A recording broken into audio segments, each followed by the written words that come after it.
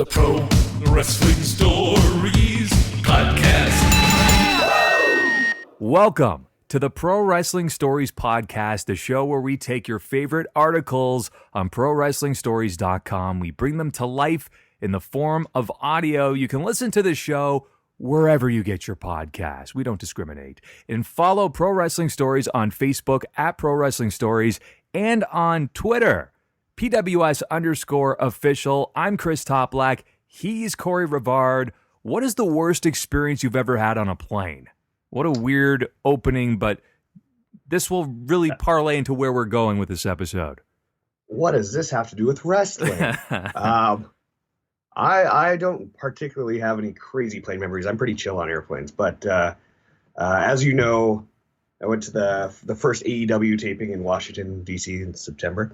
Yes. And I figured at that time that I had the best wrestling-related story in my whole family for that week.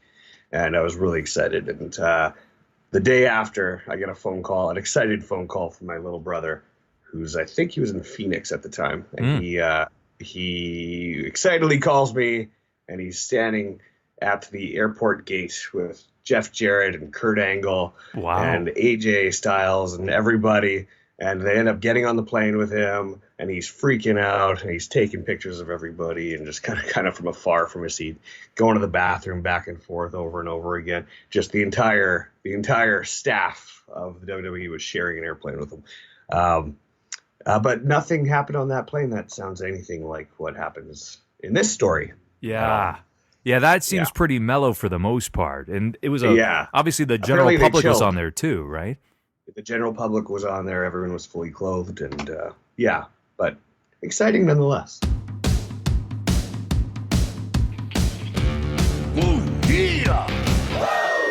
Well, that happens to be the total opposite scenario, because you might be wondering how this all ties in. Today, we're going to be reliving the infamous plane ride from hell, and that documents the full chaotic atmosphere on a 747 back from London, England, and it just all goes wrong. Those who were present, of course, will be featured in the story. Editor JP, if you want to follow along, Plane Ride from Hell, the exclusive WWE inside story. And I figured, and it just so happens that we have a couple nearby, in honor of this alcohol-fueled story, how about let's crack open a beer a piece and we enjoy a little bit of the bubbly as we go through the plane ride from hell. I happen to have two right here, oddly enough. Wow. Perfect. So what are they? I've got what is it called? A Crazy Train Off the Rail IPA from Vancouver Island. Ooh. And yourself, Chris is a craft beer enthusiast. I am. So I'm going to do a cheap plug because it's right here in London, Ontario, Canada. It's from Storm State Brewing Company. It's Keats. It's an American lager. Now, what's great about it, they offer such a variety of beers on tap. I know many would be thinking, yes, the stereotypical stouts and IPAs and, the blondes and the sours. But I like this because it's straightforward, very smooth, very drinkable. And we will need that today on the plane ride from hell. So absolutely, let's crack open right here. Let's do it. Here it is. Oh, okay. What a sound. Let's take a gulp. Cheers. We've never drank before together. No. This is a great first time. That is nice. That's really good. What time is it there where you are, Chris? 3:05. 3:05. Noon 05 over here. Off to a good start. At least this wasn't Sunday morning. That would be a little weird. It's like, it's 9 a.m., it's 6 a.m. where you are. Yeah, this is fitting. And plus, I think it's daylight savings time tonight, so it's already 1 p.m. basically. Oh, that's true. We move ahead. Jeez. Yeah. Thanks for the reminder, Corey. Yeah. So let's get into the chaos here, the plane ride from hell. Okay. It starts, and again, again, this is going to be some colorful language. We're quoting people like Sean Waltman and not Dostoevsky. So viewer discretion is advised. Yeah. Be ready. He's not a poet. All right, let's go. In 2002, unbelievable chaos ensued on a fateful flight that has since passed into wrestling folklore. As the plane ride from hell, it was an orgy of excess, violence, and sexual misconduct that would ultimately spell the end of at least two notable careers in WWE. On May 5th, 2002, WWE finished its tour of Britain with the taping of the Insurrection pay-per-view in London. Do you remember that one? I do. It was a pretty awful pay-per-view, actually. Yeah? Okay. Yeah. I thought I might revisit it, but I didn't end up doing it. It's not great. It's pretty skippable. There's a lot of star power on there, but it just doesn't click, in my humble opinion. Okay. I like that you have an encyclopedic flashback right to how bad Insurrection was. Yeah, I just remember watching it at the time and going, that was underwhelming. Never something you want to feel, which I often feel with recent WWE pay-per-views. Nonetheless, while that went according to plan, the trip back home certainly did not. We'll go through first-hand accounts detailing this outrageous experience. And again, Sean Waltman-led language coming up here. I'm going to try and censor it as much as possible. As you know, my background formally, starting off in my career, was in radio. I could never swear. So whenever I bumped into friends or even listeners, and especially I never did this with listeners, but with friends, when I did swear, they're like, "What? You actually swear?" I'm like, "Yeah, I'm a product of George Carlin. I mean, that's what I grew up on. So of course I do. I'm a human being." But we'll start with Just Incredible. He really details how we got to this mess in the first place. Here's what he had to say. This, of course, is during various shoot interviews, if you will. So Vince at the time was chartering flights. We weren't on commercial flights. We'd rent a whole plane. So we had a 747, all ours, meeting not only all wrestlers, but all TV crew. So we had every cameraman, all the girls, the costumes, person who makes those, or the people that make them, tour managers, everybody, a full plane of WWE people. Now, that comes, and I bet Vince has not done it since, with a full and open bar. And what I mean by that is a plane filled with alcoholic wrestlers at the end of a grueling tour. So think about it. It's like the last day of school. Corey, what could possibly go wrong here? A plane full of wrestlers on a grueling tour, partying at the end of it, celebrating with an open bar. I mean, you put it that way, I can barely blame these guys, in all honesty, for the ongoings here. I mean, here we are drinking at noon, so yeah, that's true. I can't blame them too. I mean, I can blame them for some of it, but yeah, that sounds like they deserved a good little plane party, you know? Yeah, you would think it would be somewhat innocent too, but of course it gets out of control in a hurry with Sean Waltman, not surprising. Shocker, yeah, with all that pent up tour energy ready to be expelled. This is what happens. According to Sean Waltman, it was brewing. Everybody had their different little deals they were doing. Some people were doing GHB, gamma hydroxybutyric acid, getting pilled up, whatever, you know. You could buy GHB in the health food store. It was legal, so that was the reason everyone was doing it. But it fucked you up. Sorry, Ma. Events started out more or less innocently when Curt Hennig and Scott Hall got hold of shaving cream canisters and proceeded to run around tagging multiple individuals with the contents. Goofy stuff. So it's pretty innocent, first and foremost. Now, it's funny that he mentions GHB. Now, I actually knew this. I did a bit of research, but I had heard about it back in the day. Just going through, again, just Wikipedia and saying, like, what is this? I've heard about wrestlers using it. It was actually available as a dietary supplement in the U.S. It was taken off the market in 1990. It was available in Britain. Now, apparently you can experience calming effect in low doses, but in higher doses, it often causes loss of consciousness and short-term memory. So that's why it has a reputation as a date rape drug. So not very good in that regard.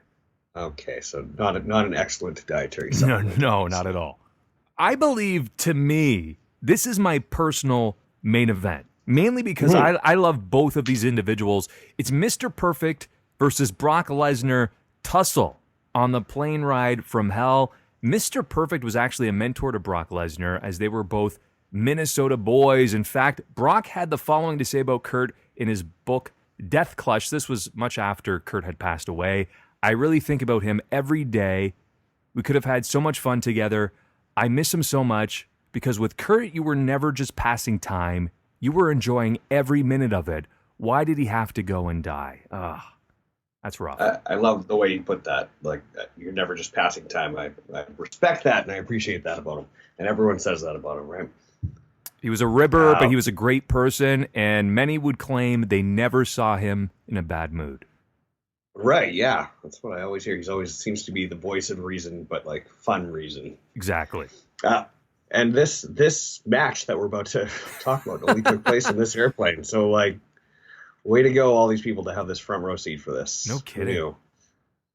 All right, so it goes. Kurt Hennig and Brock Lesnar were close friends who traveled on the road together. But during the long flight, they got restless, leading to what started out as a friendly amateur wrestling style takedown tussle after Kurt insisted he was a better grappler than the young Brock. Ooh. Well, by the way, Waltman Brock was says, an NCAA heavyweight champion by this point. So as much as I love Kurt Hennig, he's not going to get the better of a 6'3", 280-pound wrestling machine. Alcohol's a hell of a drug. Oh, it is. Yeah, by 1 o'clock, I anticipate I'll think I can Brock You're Lesnar. like, let's do it, Brock. Oh, boy. You're going to be calling out Haku. And... Oh, yeah. I've got them all. Waltman says, Kurt Hennig was always really competitive, you know. Him and Brock, we all hung out because we all lived in Minnesota. Credible. They weren't fighting at first, but they're very competitive. So they're just scrapping along, like messing around. Then something happened where it got serious. Ooh. It didn't come to blows, but you know the opening they have on planes? Those openings are the emergency exit rows. Now, Brock's a wrestler, shooter, and Kurt's a shooter kind of too, so they took it seriously. Oh, boy. They didn't want to give in to each other. They went at it so hard. Lesnar shot in and drove Hennig so hard into the side that they almost popped open the emergency exit. 30,000 feet in the air. People, among them Dave Finlay, Triple H, and Paul Heyman, had to separate them. Jesus. Waltman says, obviously WWE management made a big deal out of it. The fucking door. It's impossible for it to open at that altitude, which is true. So it was real stupid, but still scary, obviously. That's still, no you don't kidding. want that happening. You want Brock Lesnar rocking into the side of your airplane. So it was real stupid. The flight before, Vince and Kurt Angle had a takedown tournament in the aisle, but as soon as it happened with Hennig and Lesnar, they made a big deal out of it. Justifiably so. I mean, this could have been a totally different story if it said, by the way, 6 wrestlers fell out of the plane and died. Could you imagine? It would have been horrible. God. Brock Lesnar, Kurt Hennig, Paul Heyman, Dave Finlay, Scott Hall, Triple H, they perished. Like, that would be a horrible story. So, yes, they should take it seriously, Sean Waltman. The day the wrestling died is what that would have been. Ah, yes. The Big Bopper and Buddy Holly. So, by the way... These are bigger boppers. Yeah, no kidding. Have you heard the story about Vince and Kurt's takedown tournament at all? They actually talked about it recently, or Kurt did, on Inside the Ropes. It's an interview you can check out on YouTube. He noted that Vince spent the entire flight attempting to take him down. It would not allow Kurt to sleep. So at one point, Terry Reynolds even lured him to the back, like, hey, I just want to talk to you, like, I want to vent. Okay, sure, I'll listen. And then Vince would just jump out of his seat and try to take him down. Vince was asked to calm down by the flight attendants, and he basically told him to F off, and he could simply buy the plane if he wanted to. Oh, God. That's amazing. There, eh? Yeah, he did. He's like, I could buy this plane, damn it. My brother tried to take down Kurt Angle on the plane, too, but didn't work out, unfortunately. Oh, boy. Ric Flair faces sexual harassment charges from the plane ride from hell. Now, Waltman had this to say, then effin' Flair comes out in his robe, credible, goes on to say, nothing underneath. That sets the scene. Waltman effin' balls naked, strutting down the aisleway. Woo! Credible. 60-year-old man, junk flying everywhere. Going up to the stewardesses, come on, sweetheart, flashes open robe, woohoo! Now, Grantland.com reported on the plane ride from hell. I'm going to butcher these names as an FYI. 2 flight attendants, Terilyn Capilano and Heidi Doyle, would compile their allegations into a 2004 lawsuit. Chief among the chronicled misdeeds were Flair's sexual aggression. He wore nothing but a jeweled cape, which, by the way, is not a cape, it's a robe. Get it right. The flight attendant said, flashed his nakedness, spinning his penis around. He separately grabbed each woman's hand and placed it on his crotch, then forcibly detained and restrained Doyle from leaving the back of the galley of the plane while he sexually assaulted her. Worth noting, by the way, we weren't there. Flair would later insist that there was no truth to these incidents, though WWE eventually settled out of court with both women. Wow. I mean, even with the allegations, I'm shocked that Ric Flair kept his job here. I mean, that's scary. Yeah, there's a lot to say about that. How do you fire Ric Flair in True. that climate at that time too? But nonetheless, if that's true, fire Ric Flair. But there's a lot going on there. I know Dustin Rhodes claimed that the flight attendant was naked wearing his robe, wearing Flair's robe. So this could have been.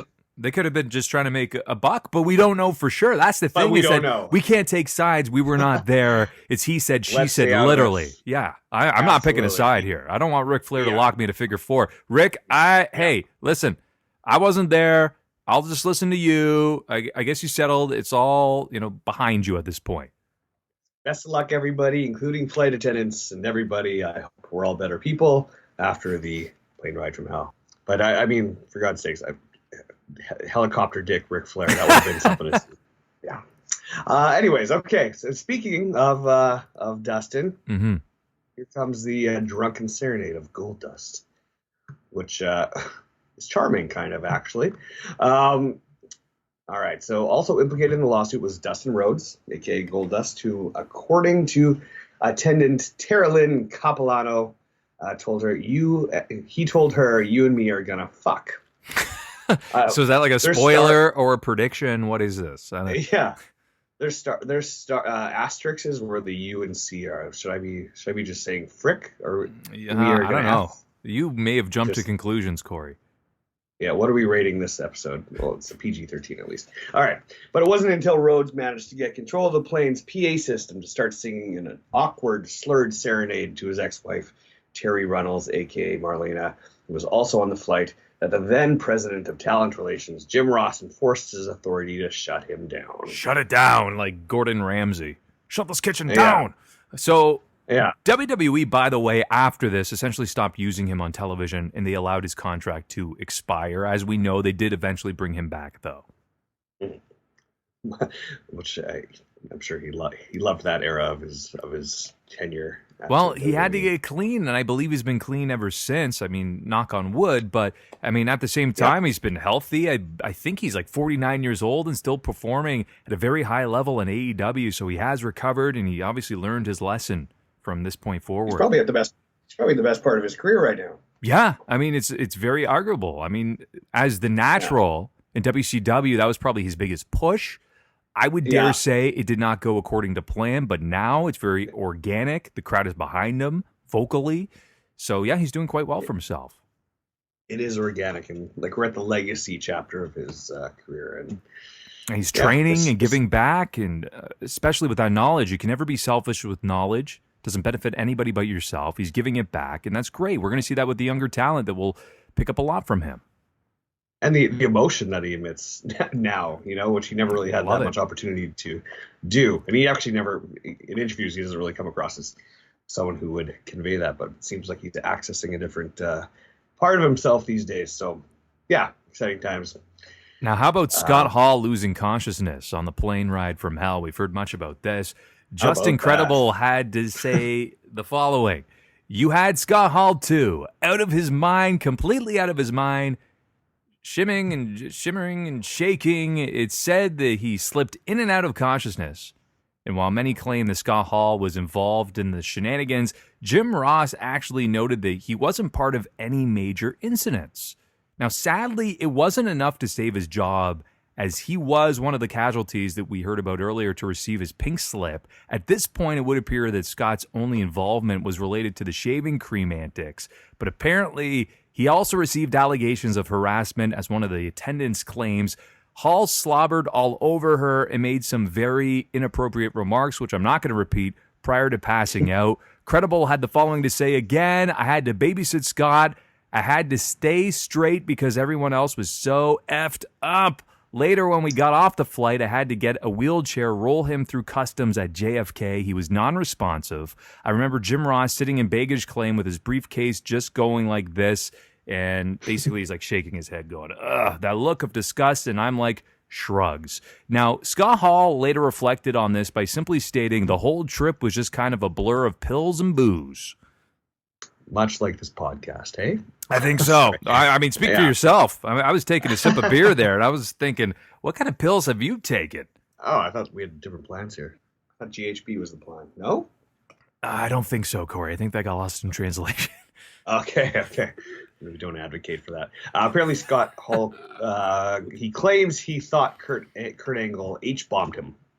Really? He was drugged. Yeah, that's what he still claims to this day, because he doesn't remember any of it, and he said he used to drink all the time, and this was a weird one for him. So, that does not seem like something Kurt Angle would do. That's out of character.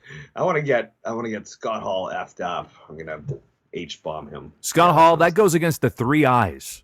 That would not be Kurt Angle. He may suck, right, but he would never do that. Yeah, there's no integrity in that. The main event. Funnily enough, I saw Jerry Lawler claims that JR was actually the first one to get hammered on this plane. Really? So he's zipping by using his authority, but also he was the first one to hit that open bar. Gotcha. Now, sounds likely. Yeah, it does. Now he loves to sip on the old Moscow Mule, and he loves it with pear vodka, so I've heard. Okay, sure. We'll have one of those next time. Yeah, we'll bring him on the podcast, and we'll share some of that together. How about that? Sounds great. All right, the Michael Hayes part. Oh, boy. Michael Hayes loses his mullet. All right, so according to Just Incredible, Michael Hayes was getting real bad, and he's got a lot of heat anyway. Nobody likes him. He was drunk, rowdy as fuck, like being a dick, loud and obnoxious. I heard a lot about that at the time. Not to interrupt, but Michael Hayes was really... there was a lot of reports that he was not very well liked backstage. So this is pretty consistent with what they're saying. That's so odd. He seems so likable, but apparently hit the booze real hard. I think he got kicked out of Triple H's wedding. Wedding. Because I think he hijacked the karaoke and Yeah, all that. Weird. Anyways, well, sounds like they got retribution on him here. According to Waltman, Hayes almost pissed on Linda McMahon. Whoa. He was all fucked up trying to whip his dick out. A lot of that going on in this airplane. Stooped over, tugging at his trouser zip. He doesn't know it's Linda. He thinks he's at the fucking bathroom. Oh, come on. That seems so unrealistic. Let me ask you an honest question, Corey. Have you ever been so drunk that you actually mistaken a person for like a urinal or a toilet? There's no possible way. As far as I know, I've never peed on my boss, ever. You? No. I mean, she's a congresswoman now. This does not look good. This is not a good look on you, Michael P.S. Hayes, Mr. Freebird. Not a good look. I did actually hear that this was actually on a different flight, is where this actually takes place. So misremembering, revisionist history. But alas, peeing on your boss did happen on one WWE flight. Oh, okay. Waltman says, Hayes is like, wait a minute. He just keeps saying, wait a minute, over and over again. Finally, somebody led him away from peeing on his boss. Oh.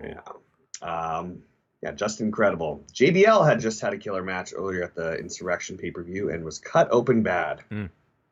Waltman says, I had a match with Bradshaw for the pay-per-view in England, and he got some color. So he had this big old fucking gash on his head. Credible says, so he's sitting there sleeping, bandaged up, getting some Z's, and Michael Hayes comes up shouting, hey, you fucking redneck, and pops him right in the forehead. Why would he do that? I mean, JBL is legitimately 6'5", 6'6". He's a big boy. You're really going to poke the bear, huh? And as we read on, it's baffling. It does seem pretty unlikable. Yeah, this is irritating as hell. Waltman, you know the Freebirds thing where they always go protruded knuckle tap? Yeah. He was like, boom! Credible says, and he opens his gash. So now Bradshaw's in a suit, nice clothes, busted wide open, bleeding like a pig over his suit.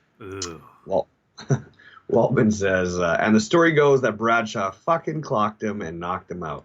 Here he is on the offense, but he's also been on the defense as well, too. And with Joey Styles, I'm pretty sure he either slapped him or punched him, and then he just kind of cowered away. And yeah, of course you would with Joey Styles. He's not exactly a physical specimen that's intimidating. So if he stands up and says, enough of this, and slaps you, and oh my God, then yeah, you probably back off.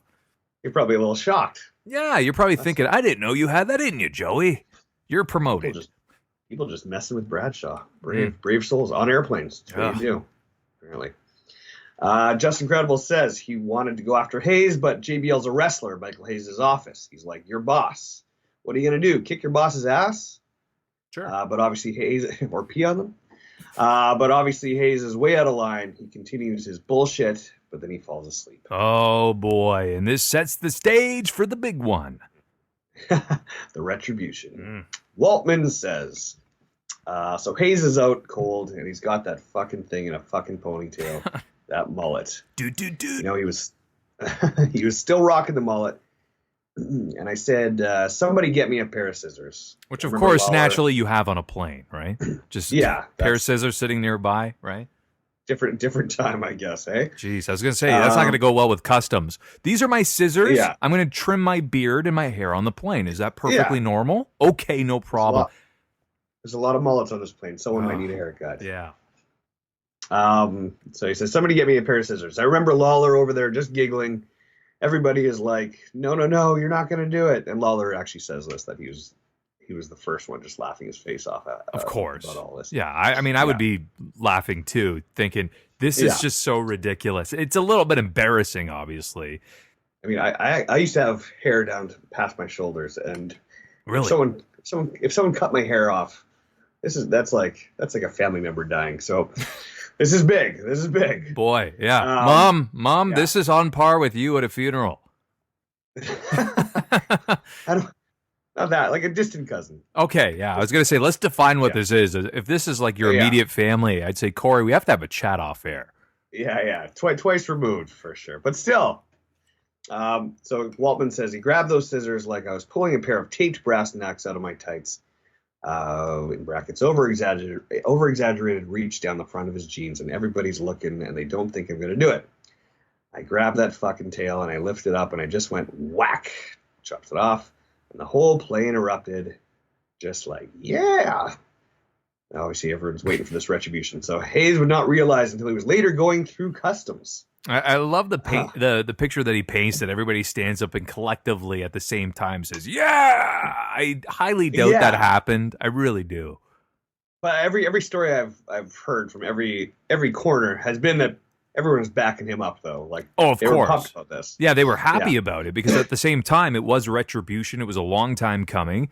Michael deserved it in some cases. Obviously, from what we've heard about, I think it is deservingly so.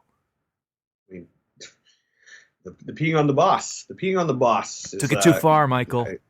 You took a few things too far. All right. Justin Credible says, I've never seen anyone who is so drunk and pilled up look at himself as we're going through security and saw the mirror's reflection. It was like something out of a movie. Oh. He went, sleepily raises a hand to fluff up hair at the back, only to find nothing.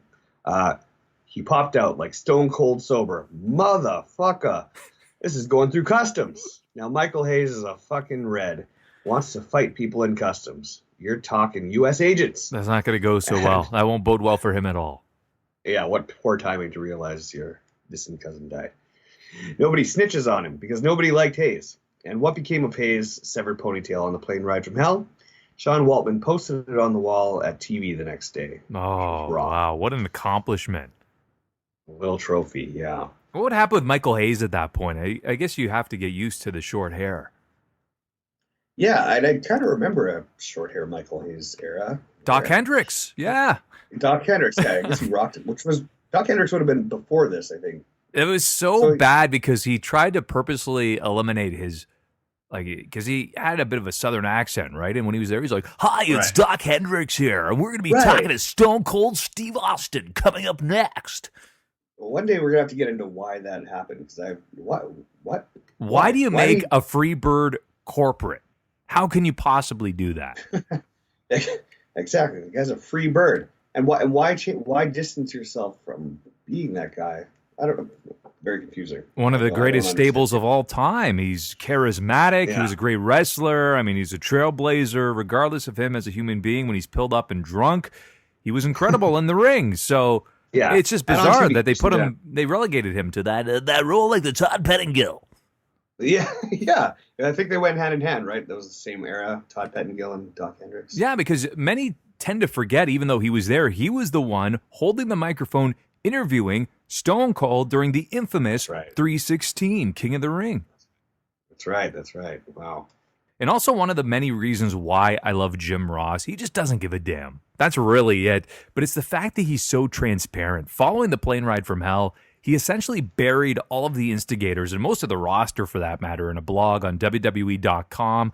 I'm not sure if it's still there, but it was called the Ross Report. They probably yanked it down by now. But basically, he had this to say, amongst many other items from it. The plane ride from hell flight was about 7 hours in length and at times was low-lighted by a handful of people who consumed too much alcohol and consequently acted like children whose parents were away and left the liquor cabinet unlocked. The conduct of this minority was unacceptable. It will not be tolerated. Procedures have been put in place to ensure such conduct does not occur in the future, which means no more open bar, essentially.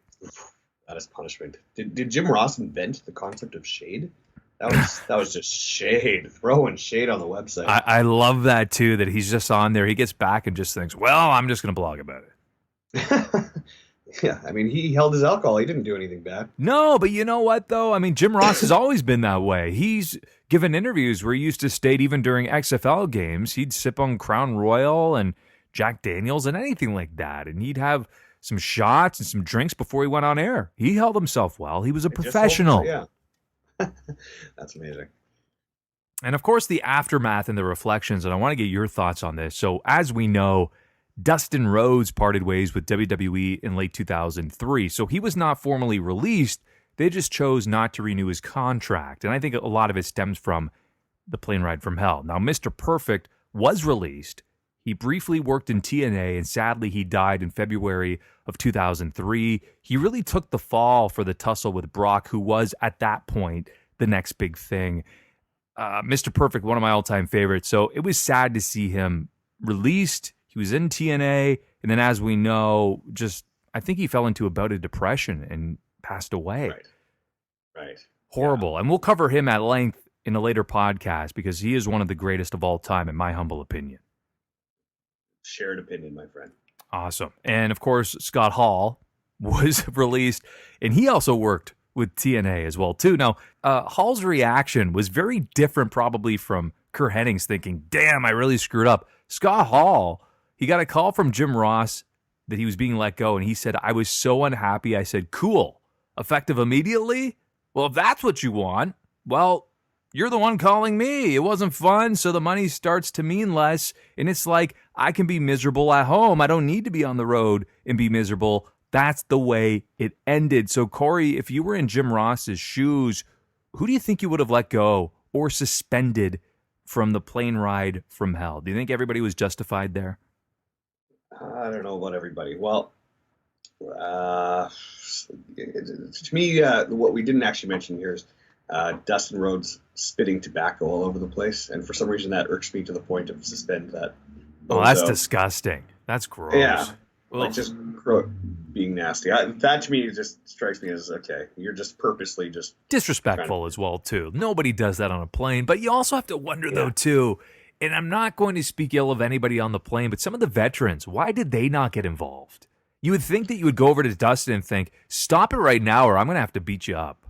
And this is not going to bode well for you. Like, you're thinking if you're Taker or Triple H or any of those guys or Kurt Angle, that you're thinking, listen, buddy, comment or it's going to cost you your job. Yeah, plus Terry Runnels and them, I guess, and him had just gotten a separation or a divorce right at that time, and now she's being serenaded over the thing and obviously put in this awkward spot where she's has this horrible light on her, and there's that, and then the Michael Hayes punching someone is just that's it. That's assault at that point. I know they're wrestlers, but you're assaulting someone on an airplane. And you know what? You're right. I'm glad you bring him up. I never read anything about him receiving a suspension, a dock and pay, anything like that. And again, we're only privy to so much information, right? Yeah, pun intended. But we are not privy to that information. So for all that we know, it could have transpired. In good faith, I will believe something transpired. But at the same time, why did nothing happen to him? If he walks up and, does that knuckle tap or that punch to JBL right in the face, he deserves some retribution as well, too. And I'm talking beyond that mullet cut. He should receive some sort of fine, at least at that point. He seemed like he'd be the easier one. He's not on-screen talent, so of course. No one would have noticed. Because we've seen Paul Heyman and other people get suspended for far less than that. Yeah, exactly. And of course, if Ric Flair did that full tilt, then, something should have happened to him as well. Yeah. I don't. How about you? What do you think? I don't. Well, first of all, I don't ever want that image in my mind again of him in a robe. By the way, it's not a cape; it's a robe. They should know the difference between that. Spinning his penis around like a helicopter. I never want to think of that again. Yeah. When you said that, I was like, please, I'm gonna need a couple of drinks later to eliminate that from my memory. We could rename the podcast the helicopter. It's not going to be available on any podcast platforms. Like Spotify's like, we want nothing to do with you. iTunes says, get the hell out of here. For me, I tend to agree with you. Dustin Rhodes, I would have not renewed his contract just based on the fact that he needed to get straight. Scott Hall, kick him away. At that point, too, he's a pretty miserable prick, right? Kurt Hennig, I would have not fired. I would have taken pity on him. I mean, I know that was a horrible incident, but I would have rather fined him for that. That is an odd, out of all of them to get rid of after that, that's an odd one to take the fall for the whole airplane, really. And the shittiest part, too, is that Mr. Perfect Kurt Hennig would have been the perfect coach, pun intended, at the Performance Center for NXT. Of course, absolutely. Oh, man. He had everything. That would have been a great final chapter for him, too. I know. That's the one that irks me, is that you see so many great talent teaching in NXT or coming in on a monthly basis. That guy was the total package. He would have been fantastic down there. And no offense to Lex Luger, but this was the true total package. Offense to Lex Luger. Yes, total offense to Lex Luger. You are not the total package. All the offense. All of it. So, how do you feel about this? I mean, at the end, you're one beer through, 2 beers through. What? I mean, part of me wishes I was there. That's for sure. I do. Imagine if this was a day. Let's just paint this picture. Imagine if this was a day where we had iPhones. Yeah. They would have just all whipped them out and said, oh boy, this is going on my Instagram. This is going to be juicy content. The amount of story views I'm going to get on this, insurmountable. Yeah, that is viral AF for sure. Would be. I'm sure I'm sure some people took the blame for having an open bar airplane shut down forever. I'm sure they got treated poorly after that for a while. I'm disappointed though too. I've been to weddings where they don't have open bars and they have one on a plane. Come on. Yeah, no kidding, man. So this concludes another episode of the Pro Wrestling Stories podcast. I hope that you had a beer along with us. And I also sincerely hope that you tune in to future episodes, if we're not canceled by iTunes, Spotify, you name it, as we dive deep into the archives to bring you more of these articles to life in audio form. Listen and subscribe wherever podcasts are still available. And follow Pro Wrestling Stories on Facebook at Pro Wrestling Stories and on Twitter, PWS_official. From Chris Toplack and Corey Brevard, happy trails to you until we meet again. And as usual, just one last shout out to Helicopter Dink the Clown. Love you, Dink. You just had to do it.